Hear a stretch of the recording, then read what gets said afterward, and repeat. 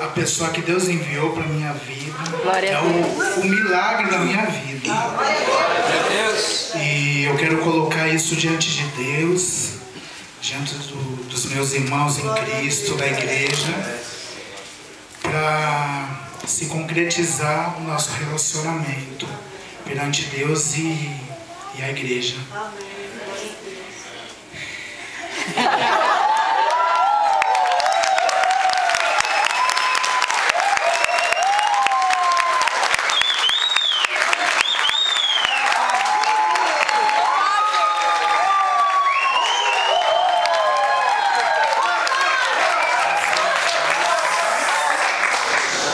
Passo verdejantes.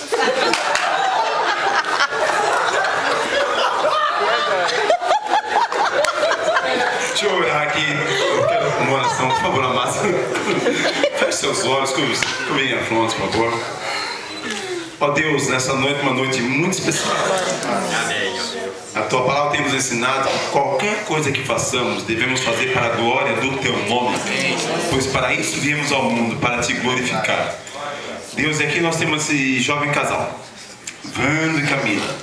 Deus, que se conheceram, que tem orado, que tem se respeitado, tem caminhado juntos, uns ajudando, suportando, apoiando, fortalecendo ao outro. Tem sido tremendo ver o posicionamento e relacionamento desses dois teus filhos.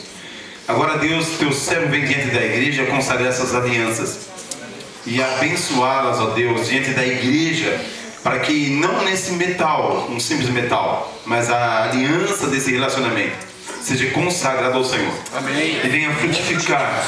E o testemunho dos teus filhos venha alcançar muitas vidas. Venha abençoar muitas famílias. Pois, ó Deus, conhecemos o coração dos pais. Sabemos o chamado missionário que o Senhor tem para eles. E sabemos que o Senhor tem planos maravilhosos no ministério dos teus filhos.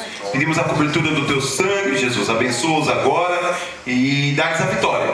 Pois assim eles vieram diante da igreja, diante do altar, pedir-te isto. Nós concordamos e os abençoamos em nome de Jesus. Amém. Amém.